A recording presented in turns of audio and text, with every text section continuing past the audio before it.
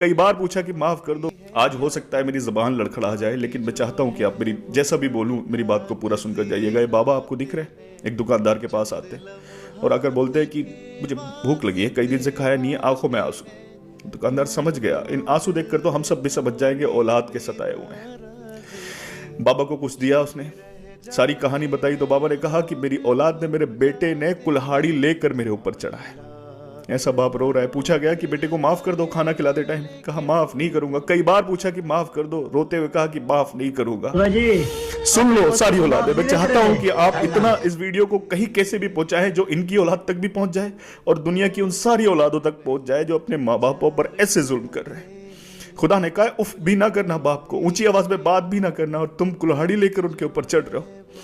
کیا بولا باپ نے؟ معاف نہیں کروں گا. اور باپ معاف نہیں کرے گا نا، پھر کہیں بھی جا کے سجدے کرو، کہیں بھی جا کے نمازیں پڑھو، کہیں بھی جا کے دعائیں مانگو، کسی کی بھی مدد، صدقے خیرات کچھ بھی کرو، نہ صدقہ قبول، نہ خیرات قبول، نہ تمہاری کسی کی مدد قبول، نہ کوئی عبادت قبول، اور نہ دعا قبول. برباد ہو. کیونکہ باپ ناراض ہے تو رب ناراض ہے. ارے ماں باپ، اگر ماں کے پیروں کے نیچے جنت ہے نا تو باپ جنت کا دروازہ ہے. مت کرو وہ دروازے کو بند. پر ظلم کر کے تم کو لگتا ہے کہ تم ماں باپ پر ظلم کر رہے ہو، اور خدا را اپنی جانوں پر ظلم کر رہے ہو. جنت کے دروازے کو اپنے لیے بند کر رہے ہو، دنیا کو اپنے لیے عذاب بنا رہے ہو اور آخرت کو برباد کر رہے ہو.